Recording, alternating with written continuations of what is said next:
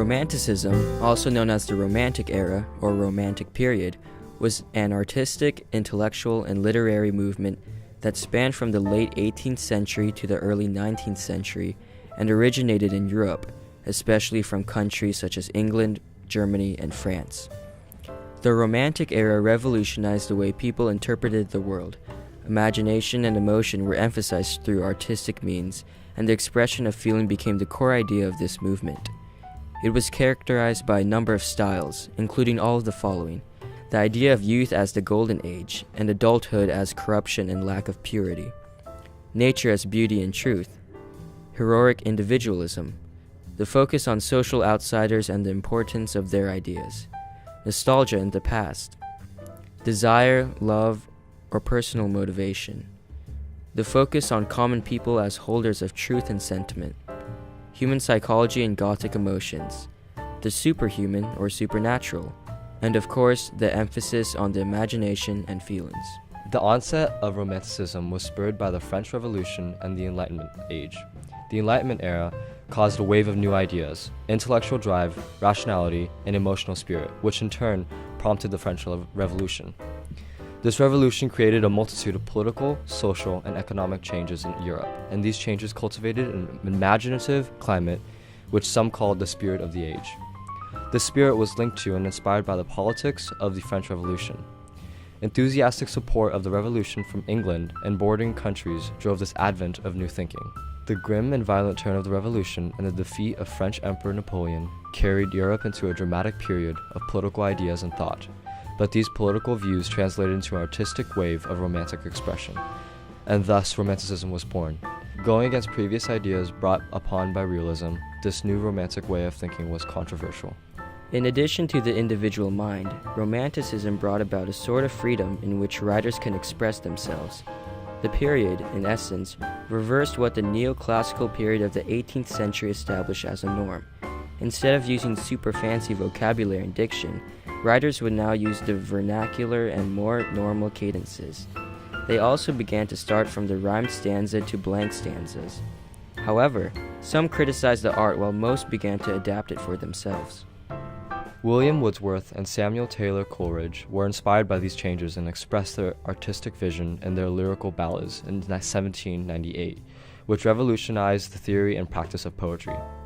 Their work presented a liberating aesthetic that poetry should convey experience through personal emotion and imagination, and that the power of feeling could be best communicated through a connection with the natural world.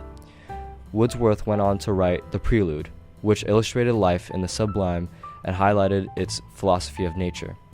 And Coleridge wrote Kubla Khan, which focused on the psychology and supernaturalism. Both poets taught that emotion also carried intellectual strength and vitality. The second generation of Romantic poets included John Keats, Percy Shelley, and Lord Byron. John Keats's odes and poems such as Endymion heightened this era's intellectual and emotional sensibility with language of power and grace. Percy Shelley used bold lyricism and dramatic political writings to influence Romanticism, especially in his drama Prometheus Unbound. His wife Mary Shelley wrote the greatest Gothic piece of the movement, Frankenstein, which illustrated the evils of human nature. Lord Byron was the pioneer of Romantic heroes and wrote poems and stories filled with romantic characters noted for their rebellious, infamous, and erotic personalities. His poem Don Juan was his most famous. William Blake, one of the brightest minds of his generation, was a poet and artist. His work predates the high point of the English Romantic period by decades. His greatest work, The Marriage of Heaven and Hell, was composed during the 1790s, during the conflict of the French Revolution. Throughout his artistic career, Blake slowly built up a sort of personal mythology of creation and imagination, with the Old and New Testaments as his source material. But his own sensibilities transformed the biblical stories and led to something entirely original and completely misunderstood by contemporaries. In addition to writing poetry, Blake was also a master engraver. His greatest contributions to Romantic literature were his self-published, quasi-mythological, illustrated poetry collections. Colored and painstaking in their design and labor, few of his works were produced and fewer still survive to present day.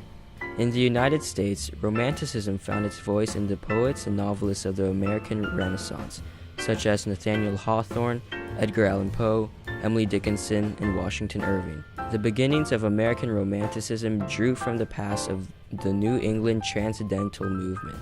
The concentration on the individual mind gradually shifted from an optimistic brand of spiritualism into a more modern, cynical study of the underside of humanity.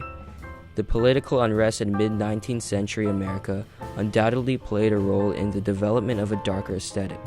At the same time, strongly individualist religious traditions played a large part in the development of artistic creations. The Protestant work ethic, along with the popularity and fervor of American religious leaders, fed a literary output that was undergirded with fire and brimstone.